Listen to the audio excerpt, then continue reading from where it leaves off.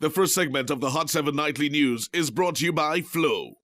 Tonight, the Duke of Cambridge refers to the transatlantic slave trade as abhorrent. Local Reparation Committee to continue reparation awareness. And is it illegal to catch and kill orcas or killer whales? The details of these stories and more coming up. This is the Hot 7 Nightly News with Lovelace and Amy Joseph. Good night. It is Thursday, the 24th of March, 2022. Welcome to the Hot 7 TV Nightly News. I'm Lovely St. Amy Joseph. Thank you for joining us on Flow Channel 117, Kiss FM, the Caribbean Hot FM mobile app, the Caribbean Hot 7 TV Facebook page, or via the Hot 7 TV plug and play antenna. In last evening's news, we reported that the Royals' Jubilee Anniversary Caribbean Tour is being met with opposition from reparation advocates who have been protesting the visit. On the second leg of the tour in Jamaica, several groups came out to demand an apology and compensation from Britain for the slave trade atrocity. In a moment, we will hear from the chairman of St. Lucia's Reparation Committee on the matter. But first, let's hear from the Duke of Cambridge, who has faced the issue of Britain's historic role in the slave trade head-on, describing it as abhorrent and a stain on our history in a keynote speech alongside his wife, Kate, during a state dinner last evening in Jamaica. He, however, fell short of an apology or to acknowledge calls for compensation from Great Britain. I strongly agree with my father, the Prince of Wales, who said in Barbados last year that the appalling atrocity of slavery forever stains our history. I want to express my profound sorrow. Slavery was abhorrent, and it should never have happened. And the Royals Caribbean Tour has reignited the voice of the Caribbean Reparations Committee. In the 8 years since coming into existence, the Commission has relentlessly sought after reparations valuing more than $70 billion to be paid to the descendants of enslaved people of the Caribbean by former European slave trading nation Britain, as well as an apology from the United Nations and the British government who benefited from the slave trade. However, Chairman of St. Lucia's Reparations Committee, Earl Bousquet, says to date, no correspondence has been received in relation to the committee's requests. The Caribbean Reparations Commission, CRC, was formed in 2013 to pursue the quest for reparations from Britain and the other European nations that benefited from the slave trade. Many attempts have been made by the CRC to entice the attention of the heads of the EU and Britain to address the issues highlighted by the Commission. According to Chairman of the St. Lucia National Reparations Committee, NRC, Earl Bousquet, there is yet to be a formal discussion between the former colonizers and the CRC or even correspondence that the letter sent has been received.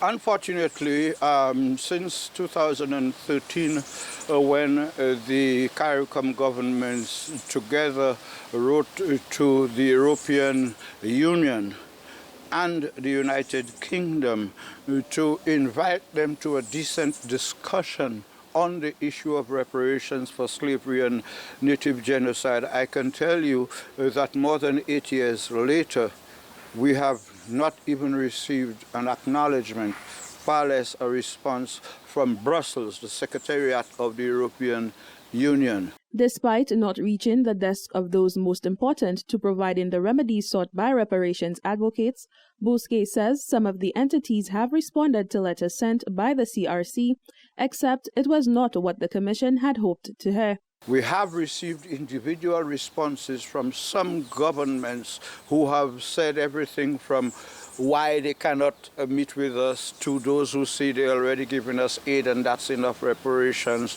But in no case have we received a welcome response to our request for discussions.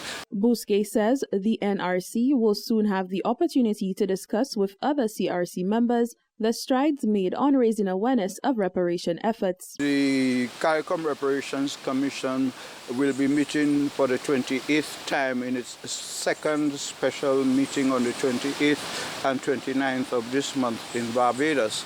And the royal visits to the region and the issues that have taken place since our last such meeting will be discussed, and we will be able to report to that meeting the achievements that we have made. Recent development is that in his speech in Jamaica, the Duke of Cambridge, Prince William, expressed his profound sorrow for atrocities committed during the transatlantic slave trade, referring to slavery as abhorrent, saying that it should never have happened. This, however, did not satisfy protesters, who referred to it as short of an apology while still demanding some form of compensation.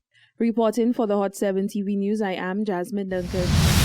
In response to the capture of the orca in the south of the island, the Ministry of Agriculture, Fisheries, Food Security and Rural Development has released an official statement clarifying some of the misconceptions surrounding the seizure of the mammal. According to both the fishermen responsible for the haul, Sylvester Cyrus, and the Department of Fisheries, the capture and slaughter of the animal was entirely lawful.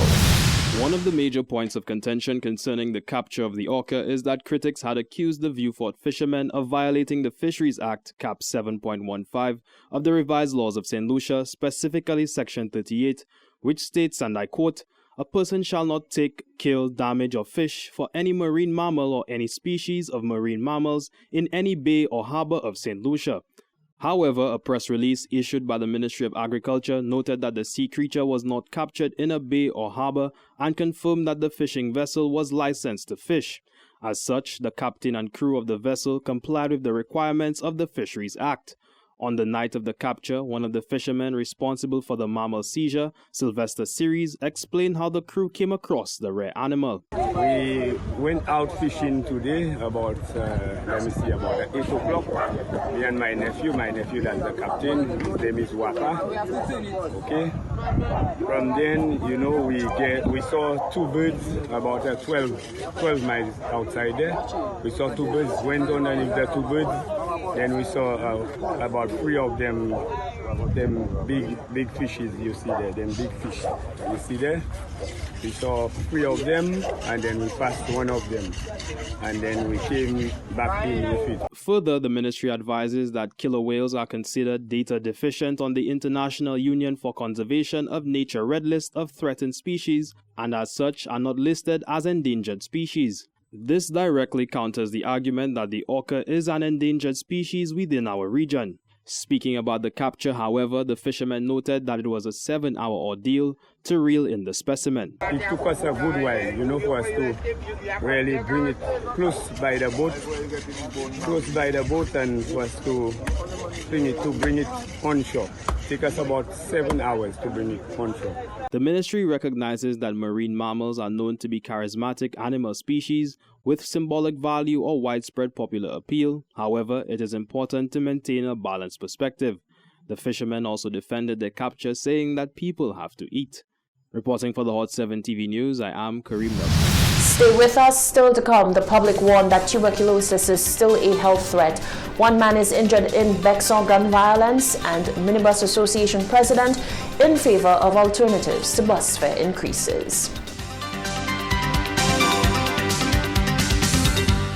The first segment of the Hot 7 Nightly News was brought to you by Flow.